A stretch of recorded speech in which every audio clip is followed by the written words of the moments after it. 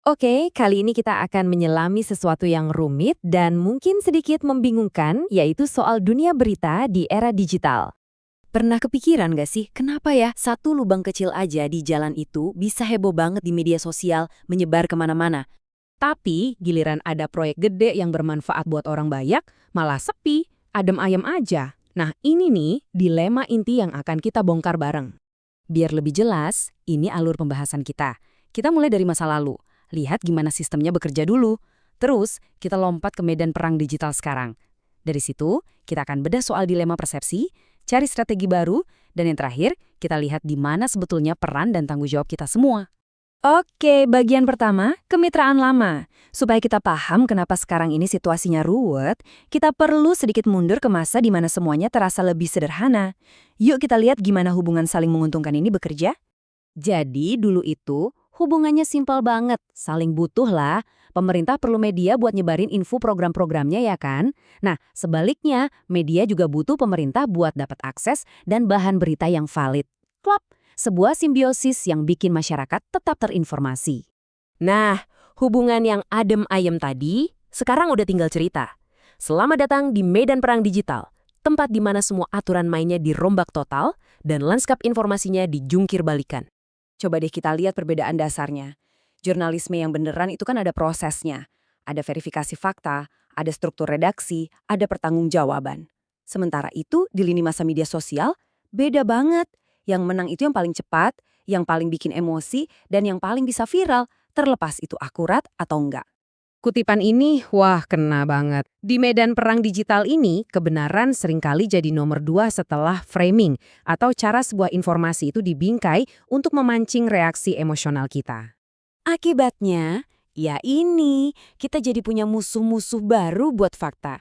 Ada hoaks, konten buatan AI yang bikin bingung, opini tanpa dasar yang menyamar jadi berita, semuanya campur aduk jadi satu di tengah banjir informasi. Bikin pusing kan? Mencari kebenaran jadi seperti mencari jarum dalam tumpukan jerami. Jadi, apa dampak dari ladang ranjau informasi ini? Kita masuk ke bagian ketiga, dilema persepsi. Disinilah berita baik dan kemajuan itu seolah-olah lenyap, ditelan sama semua kebisingan. Kutipan klasik ini rasanya kok relevan banget buat zaman sekarang ya. Di media sosial, apa yang kita lihat seringnya itu persepsi yang udah dibentuk. Dan apa yang kita dengar, itu ya opini, bukan fakta yang sudah dicek kebenarannya. Nah, ini yang menarik banget. Lihat deh datanya. Sekitar 38% dari kita mencari informasi di media sosial. Tapi ironisnya, kebanyakan dari kita kan buka medsos buat hiburan ya kan? Bukan buat serius-serius mencari berita. Sementara itu, media cetak yang dulu jadi pegangan, sekarang tinggal seuprit, cuma 1%. Hal ini menciptakan sebuah realitas yang bikin frustrasi. Pipa air yang pecah, wih, langsung viral. Tapi pembangunan waduk baru untuk menjamin pasukan air bersih hampir nggak kedengeran. Jadi kemarahan dan keluhan itu dapat klik, sementara kemajuan dan solusi seringkali dicuekin. Jadi ini masalah intinya, media lokal mungkin sering menyebut nama suatu daerah atau pejabatnya, tapi mereka susah banget dapat perhatian kita. Artinya beritanya mungkin lewat di lini masa, tapi kita nggak ngeklik, nggak nge-like atau nge-share, impresi dan interaksinya kalah telak sama konten hiburan. Oke, kalau cara-cara lama udah nggak efektif, terus gimana dong solusinya? Tentu saja kita butuh strategi main yang baru. Pemerintah dan media sekarang sadar kalau mereka nggak bisa lagi pasif, nggak bisa cuma sekedar merilis informasi dan berharap orang akan baca. Mereka harus proaktif, harus masuk ke dalam arena digital. Ini dia 3 strategi kuncinya. Pertama, buat jadi menarik. Bukan cuma rilis press yang kaku, tapi mungkin video pendek yang menunjukkan proses perbaikan jalan. Kedua, kolaborasi secara kreatif. Ajak vlogger lokal buat meliput acara komunitas. Dan yang paling penting ketiga, temukan kisah suksesnya. Jangan cuma bilang waduk baru telah selesai, tapi ceritakan kisah petani yang sawahnya kini nggak lagi kekeringan berkat waduk itu.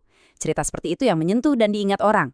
Tapi ini bukan pertarungan yang bisa dimenangkan oleh pemerintah atau media sendirian loh. Kita semua punya peran.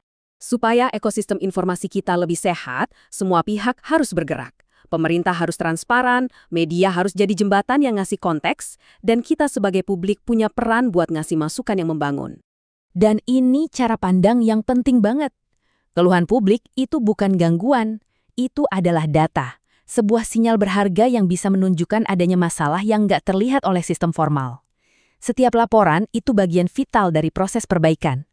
Pada akhirnya, semua ini mengerucut ke satu pertanyaan besar.